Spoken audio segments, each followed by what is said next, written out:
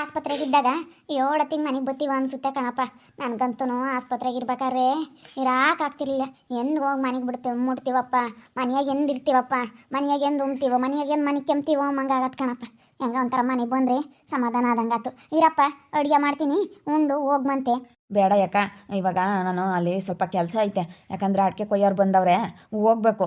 ಈಗ ಅಪ್ಪ ಅಮ್ಮನ ಕೈಲಿ ಆಗಲ್ಲ. ಅಲ್ಲೆಲ್ಲ ಸ್ವಲ್ಪ ಅವ್ರಿಗೆ ಟೀ ಕಾಫಿ ಎಲ್ಲ ಏನಾನ ವ್ಯವಸ್ಥೆ ಎಲ್ಲ ಮಾಡಿಕೊಡ್ಬೇಕು. ಅವರು ವ್ಯವಸ್ಥೆ ಮಾಡಿಕೊಡ್ಲಿಲ್ಲ ಅಂದರೆ ಇನ್ನೊಂದ್ಸತಿ ಬರೋಷ್ಟೊತ್ತಿಗೆ ನಿಮ್ಮ ಹೊಲ್ದಕ್ಕೆ ಬಂದರೆ ಯಾತ ವ್ಯವಸ್ಥೆ ಮಾಡಿಕೊಡಲ್ಲಪ್ಪ ಅಂತ ಹೇಳಿ ಮಾತಾಡ್ತಿರ್ತಾರೆ. ಅದಕ್ಕೇ ಏನು ಬೇಡ, ಹೋಗ್ತೀನಿ. ಅವ್ರು ಸ್ವಲ್ಪ ದಿನ ಚೆನ್ನಾಗಿ ನೋಡ್ಕೊಳ್ರಿ, ಬೆಚ್ಚಗಿರಲಿ, ಹೊರಕ್ಕೆಲ್ಲೂ ಗಾಳಿಗೆ ಕಳಿಸ್ಬೇಡ್ರಿ. ಡಾಕ್ಟ್ರು ಸ್ವಲ್ಪ ದಿನ ಬೆಚ್ಚಗಿರಬೇಕು ಅಂತ ಹೇಳವ್ರಲ್ಲ, ಅದಕ್ಕೆ ಸ್ವಲ್ಪ ದಿನ ಹೊರಕ್ಕೆಲ್ಲೂ ಕಳಿಸ್ಬೇಡ್ರಿ. ಸ್ವಲ್ಪ ನೋಡ್ಕೊಳ್ರಿ. ಇನ್ನೇನು ಮಾಡೋಕ್ಕಾಗುತ್ತೋ ಆಗೋದಾಯಿತು. ಇನ್ನು ಮುಂದೆ ಆಮೇಲೆ ನೋಡೋಣ. ನಿಮ್ಮಪ್ಪ ನಿಮ್ಮಮ್ಮನ ಕರ್ಕೊಂಬರಪ್ಪ. ನಿಮ್ಮಪ್ಪ ನಿಮ್ಮಮ್ಮನ ಕರ್ಕೊಂಬಂದು ಮಾತಾಡ್ಕೊಂಡು ತೀರಾ ಇನ್ನೊಂದು 2-3 ತಿಂಗಳು ಬಿಟ್ಟೇನೆ ಮಾಡೋಕ್ಕಾಗುತ್ತೆ. ಒಂದು 2-3 ತಿಂಗಳು ಮುಂದಕ್ಕೆ ಹಾಕಂತೀರಾನ. ಏನು ಇವಾಗಲೇ ಎಂಬುದೇನಲ್ಲ, ಇನ್ನೊಂದು 2-3 ತಿಂಗಳು ಬಿಟ್ಟು ಮಾಡೋಕ್ಕಾಗುತ್ತೆ. ಕರ್ಕೊಂಬಂದು ಮಾತುಕತೆ ಮಾಡ್ಕೊಂಬನ. ತೀರಾ ಒಂದು 3 ತಿಂಗಳು ಬಿಟ್ಟು, ಇನ್ನೊಂದು 2 ದಿನ ಬಿಟ್ಟೆ ತೀರಾ ಇನ್ನೊಂದು 6 ತಿಂಗಳು ಬಿಟ್ಟೆ ಮಾಡೋಕ್ಕಾಗುತ್ತೆ. ಇರ್ಲೇಳು ಒಂದು 2 ದಿನ ಸುಮ್ಮನೆ ಎಲ್ಲ ಹಸಿ ಕಳ್ಸಲ್ಕಣಪ್ಪ. ಇನ್ಮೇಲಿಂದ ನಾವು ಬೈವಾಗಿ ಕೆಮ್ತೀವಿ. ಏನೋ ತಪ್ಪಾಗ್ಬಿಟ್ಟೈತೆ, ನನ್ನಿಂದ ಆಗಿರೋಂಥ ತಪ್ಪು ಕ್ಷಮಿಸ್ಬಿಡಿ. ಇವಾಗ ಬೈಯೋಕ್ಕೆಲ್ಲ ಹೋಗ್ಬೇಡ್ರಿ ಪಾಪ. ಇನ್ನೇನು ಮಾಡೋಕ್ಕಾಗುತ್ತೆ. ಸ್ವಾತಿ ತುಂಬ ಒಳ್ಳೆಯವಳು. ಅವಳಿಗೆ ಏನೋ ಪಾಪ ಇವಾಗ ಏನು ಅನ್ನಿಸ್ತೈತೆ ಏನೋ ಗೊತ್ತಿಲ್ಲ. ಅದಕ್ಕೆ ನನ್ನ ಮೇಲೆ ಪಾಪ ಸಿಟ್ಟು ಮಾಡ್ಕೊತಾ ಇದ್ದಾಳೆ. ಯಾಕೆ ನನ್ನ ಮೇಲೆ ಸಿಟ್ಟು ಮಾಡ್ಕೊಂಡ್ಲು ಅಂತ ಗೊತ್ತಿಲ್ಲ. ಅವಳು ಹಂಗೇನೆ ಯಾರಾನ ಹೇಳಿರೋ ಮಾತಿಗೆ ಮೊರ್ಗಾಗ್ಬಿಡ್ತಾರೆ. ಬೇಗನ ಕಂಡರ್ ಮಾತು ಕೇಳ್ತಾಳೆ ಇವಳು. ಸ್ವಂತ ಬುದ್ಧಿ ಇಲ್ಲ ಕಣಪ್ಪ ಅವಳಿಗೆ, ಸ್ವಂತ ಬುದ್ಧಿ ಇಲ್ಲ. ಯಾರಾನ ಅವನವಳು ಏನಲ್ಲ ಅಂದೇಡ್ಕೇನೆ ಅವ್ರ ಮಾತು ಕೇಳ್ತಾಳೆ ಅಂತಾಳೆ ಇವಳು. ಅಲ್ಲ ಹುಡುಗ ಅಂತಾನೋ ಏನೋ ಎತ್ತ ನಾವು ನೋಡಬೇಕು ಮಾಡಬೇಕು ಅಂಬೋದು ಗೊತ್ತಾಗಲ್ಲ ಇವಳಿಗೆ. ಇವಳಿಗೆ ಸ್ವಂತ ಬುದ್ಧಿ ಇಲ್ಲ. ಸ್ವಂತ ಬುದ್ಧಿ ಇರೋಳಾಗಿದ್ರೆ ಇವಳು ಯಾರ ಮಾತು ಕೇಳಲ್ಲ. ಸ್ವಂತ ಬುದ್ಧಿ ಇಲ್ಲ ಕಣಪ್ಪ ಇವಳಿಗೆ. ಬಿಡಿ, ಇವಾಗ ನೀವು ಹೇಳಿದ್ರೆ ಕೇಳ್ತಾಳಲ್ಲ. ಯಾಕೆ ಇವಾಗ ಪಾಪ ಅವಳು ನೋವು ಅನುಭವಿಸಿದಾಳೆ. ಅವಳಿಗೆ ಜಾಸ್ತಿ ಟೆನ್ಷನ್ ಕೊಡೋದು ಬೇಡ. ಇವಾಗ ಏನು ಮಾತಾಡೋಕೆ ಹೋಗ್ಬೇಡ್ರಿ. ಇಲ್ಲ ಕಣಪ್ಪ, ನಾವೇನು ನಿನ್ನ ಮದುವೆ ಆಗಲಿಲ್ಲ ಅಂದರೆ ನಾವೇನು ಸುಮ್ಮನೆ ಬಿಡಲ್ಲ. ಹೋಗ್ಲೇಳು, ಅವಳು ಎಲ್ಗಾನ ಹೋಗ್ಲೇಳು ಅಂತೀವಿ. ಈಗ ನೀನು ಮದುವೆ ಆಗಿ ಚೆನ್ನಾಗಿರ್ತೀನಿ ಅಂದರೆ ನಾವು ಒಪ್ಕೊಂತೀವಿ. ಇಲ್ಲ ಅಂತಂದ್ರೆ ಇಲ್ಲ. 55,000 ರೂಪಾಯಿ ದುಡ್ಡು ಆತಲ್ಲ, ನಮ್ಮ ₹1 ದುಡ್ಡು ಇಕ್ಕಿಸ್ಲಿಲ್ಲ. ತೀರಾ ಒಂದು ಅರ್ಧ ನಾನು ಇಸ್ಕೊಂಡು ಹೋಗಪ್ಪ. ಪಾಪ ನಿಂದು ಕಷ್ಟನೇ, ಕಷ್ಟಪಡ್ತೀರಾ ನೀವು. ಏನು ಕಷ್ಟಪಡ್ದಲ್ಲೇ ಯಾರಿಗೂ ಬರೋಲ್ಲ ಕಣಪ್ಪ. ಎಲ್ಲೇನೇನೆ ಆಯವಾಗಿ ಪುಕ್ಸಟ್ಟೆ ಯಾರಿಗೂ ಬರೋಲ್ಲ. ಯಾರೋ ಒಬ್ಬರಿಗೆ ಮೈನವಿಲ್ದಂಗೆ ದುಡ್ಡು ಬರೋದು. ಆದರೆ ಭಾಳ ಕಷ್ಟ ಇವಾಗಿನ ಕಾಲದಾಗೆ. ಒಂದು 25,000 ನಾನು ಕೊಡ್ತೀನಿ, ಇಸ್ಕೊಂಡು ಹೋಗಪ್ಪ. ಒಂದು ಅರ್ಧ ನಾವು ಇಕ್ತಂಗೆ ಆಗುತ್ತೆ, ಇನ್ನೊಂದು ಅರ್ಧ ನೀನು ಇಕ್ತಂಗೆ ಆಗುತ್ತೆ. ₹1 ಬೇಡ ಕಣ್ಮಮ್ಮ. ಯಾಕೆ? ನಾನು ಮಾಡಿರೋದು ತಪ್ಪು.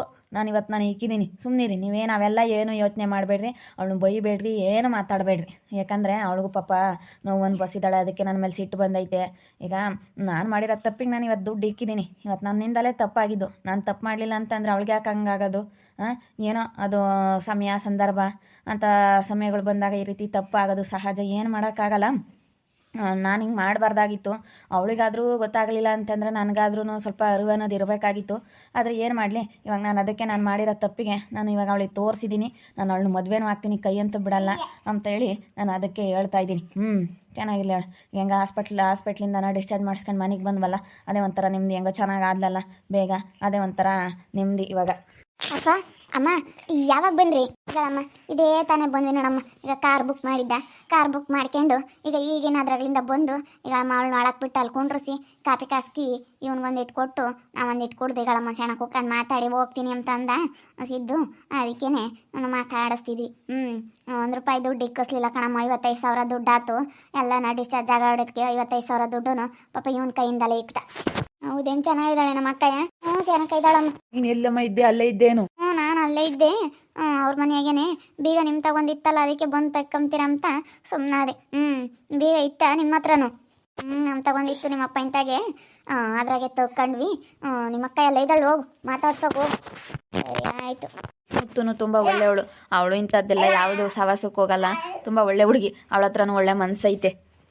ಯಾತ್ರ ಒಳ್ಳೆ ತಗೊಳಪ್ಪ. ಹಿಂಗೆ ಮರ್ಯಾದೆ ತೆಗೆದ್ರೆ ಇಂಥ ಮಕ್ಕಳು ಯಾತ್ಕಮ್ಮಂಗಾವತ್ತು ನಿಜವಾಗ್ಲೂ.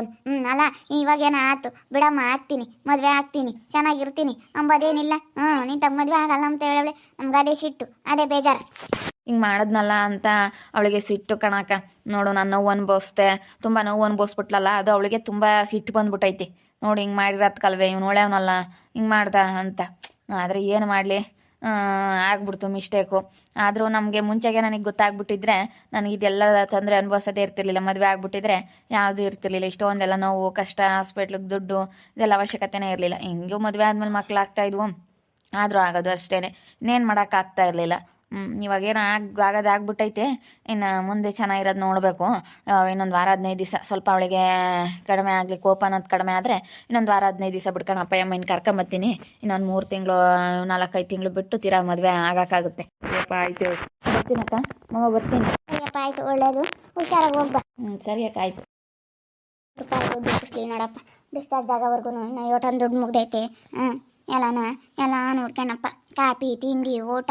ಅಯ್ಯೋ ಮಾರಾಯ, ₹1 ದುಡ್ಡು ಇಕ್ಕಿಸ್ಲಿಲ್ಲ. ಎಂತ ಚೆನ್ನಾಗಿ ಯಾಕ ನಾನು ಮಾಡಿರೋ ತಪ್ಪಾತು, ನಾನು ಮಾಡಿರೋ ತಪ್ಪಿಗೆ ನೀವು ಬೇಜಾರಾಗಬೇಡಿ ಅಂತ ಯೋಸತಿ ಅನ್ನಪ್ಪ, ಒಳ್ಳೆ ಅನ್ಕಣಪ್ಪ. ಹೇಳತ್ ನೋಡಬೇಕು, ಹೇಳಲ್ವೇ ನಾನು ವಿಚಾರಿಸಿದ್ನಲ್ಲ ಅಕ್ಕಪಕ್ಕದಾಗೆಲ್ಲನ, ಭಾಳ ಒಳ್ಳೆ ಹುಡುಗ ಅಂತ, ಒಳ್ಳೆ ಹುಡುಗ ಹುಡುಕ್ಕೊಂಡು ಹೋದ್ರು ಸಿಗಲ್ಲ ಅಂತಾರೆ. ಹೆಂಗ ಬಿಡು, ಒಳ್ಳೆ ಹುಡುಗ ಅಲ್ಲ, ಕೊಟ್ಟು ಮಾಡೋಕ್ಕಾಗುತ್ತೆ. ಸುಮ್ಮನೆ ಯಾಕೆ ಒಟ್ಟುನು ಅಲ್ಲೂ ಇಲ್ಲೂ ಪರದಾಡೋದೇ ಬೇಡ, ಸುಮ್ಮನೆ ಕೊಟ್ಟು ಮಾಡಿದರೆ ಯಾವುದು ಇರಲ್ಲ ಅತ್ಲಾಗೆ. ಅಂತ ಒಳ್ಳೆ ಹುಡುಗ ಹುಡುಕ್ಕೊಂಡು ಹೋದ್ರು ಸಿಗಲ್ಲ. ಅಲ್ಲ ಕಣಮ್ಮ, ಇವ್ನು ಯಾಕೆ ಮನೆ ಕರ್ಕೊಂಬಂದಿದ್ರಿ? ಅಕ್ಕಗೆ ಇಷ್ಟ ಇಲ್ಲ, ಇವನು ಹುಟ್ಟು ಲೋಪರ್ ನನ್ನ ಮಗ, ಒಳ್ಳೆಯವನಲ್ಲ. ಇವ್ನು ಮಾಡಿರೋದ್ರಿಂದ ಅಕ್ಕ ಎಷ್ಟು ನೋವು ಅನ್ಬೋಸಿಳು. ಮುತ್ತು ಸುಮ್ಮನಿರು, ಗೊತ್ತಿಲ್ದಲೇನೆ ನೀನು ಮಾತಾಡಬೇಡ. ನಿನಗೇನು ಗೊತ್ತೈತೆ? ಗೊತ್ತಿಲ್ದಲೆ ಸುಮ್ಮನೆ ಮಾತಾಡಿದಿ ಅಂದ್ರೆ ಸರಿ ಹೋಗೋದಿಲ್ಲ. ಅವನು 55,000 ದುಡ್ಡು ಹಾತ್ಕಣೆ ಆಸ್ಪತ್ರೆಗೆ, ₹1 ನಮ್ತ ದುಡ್ಡು ಇಕ್ಕಿಸ್ಲಿಲ್ಲ ಮಾರಾಯ. ತಿಂಡಿ ಊಟದ್ದು ಕಾಪಿದ್ದು ಏನು ಬಂದ್ರು ಪಾಪ ಯಾತ್ಕನ ಆಗಲಿ ಎಲ್ಲ ಅವ್ನ ಕೈಯಿಂದ ಇಕ್ಕವನೆ. 55,000 ಹತ್ಕಣೆ, 55,000. ಇನ್ನು ಹೊರಗಿನ ಖರ್ಚು ಅದೊಂದು 5,000, ಒಟ್ಟೊಂದು 50-60 ರೂಪಾಯಿ ದುಡ್ಡು ಆಯ್ತು. ಅಂಥದ್ರಾಗೆ ಅವನು ₹1 ದುಡ್ಡು ನಮ್ಮ ತಾಯಿ ಇಕ್ಕಿಸ್ಲಿಲ್ಲ ಗೊತ್ತೇ. ಅಷ್ಟೊಂದು ಎಲ್ಲ ದುಡ್ಡು ಕಟ್ಟಿ ಡಿಸ್ಚಾರ್ಜ್ ಮಾಡಿಸ್ಕೊಂಡು ಮನೆ ಕರ್ಕೊಂಬರೋವರೆಗೂ ಕಾರ್ ಬುಕ್ ಮಾಡಿ ನಾವಿಲ್ಲ ಬಿಡಪ್ಪ ಆಟಕ್ಕೆ ಪಾಟಕ್ಕೆ ಹೋಗೋಣ ಅಂದ್ಕಣೆ. ಬೇಡ ಕಣಕ್ಕ, ಆಟಕ್ಕೆ ಬೇಡ, ಮೊದಲೇ ಹುಷಾರಿಲ್ದವಳು ಅಂತ ಹೇಳಿ ಅವಳು ಅವ್ನ ಪಾಪ ಇದಕ್ಕೆ ಕಾರ್ ಬುಕ್ ಮಾಡ್ಕೊಂಡು ಕರ್ಕೊಂಬಂದ. ಅಷ್ಟು ಒಳ್ಳೆ ಮನುಷ್ಯ ಅವನ್ನ, ಒಳ್ಳೆನಲ್ಲ ಅಂತೀಯಲ್ಲೇ ನೀನು. ಏನು ದುಡ್ಡು ಇಕ್ಕಿದ್ರು ಅವನು ಅಷ್ಟಕ್ಕಷ್ಟೇ, ಸುಮ್ಮನಿರು. ಅವನು ಸುಮ್ಮನೆ ಕಂಜೂಸ್ ನನ್ನ ಮಗ. ಏನು ಅಲ್ಲಿ ಅದು ಹೆಂಗೆ 55,000 ಇಕ್ಕಿದ್ನೋ ಏನೋ, ಅಷ್ಟೊಂದು ಕಂಜೂಸ್ ಅವನು. ಅವ್ನು ಯೋಗ್ಯತೆಗೆ ಹೇಳತ್ಲಾಗ ಎಲ್ಲಾದ್ರೂ ₹10 ಖರ್ಚು ಮಾಡೋಕ್ಕಿಂತ ಮುಂದೆ ನೋಡ್ತಾನೆ, ಇವನು ಒಳ್ಳೆನಲ್ಲ.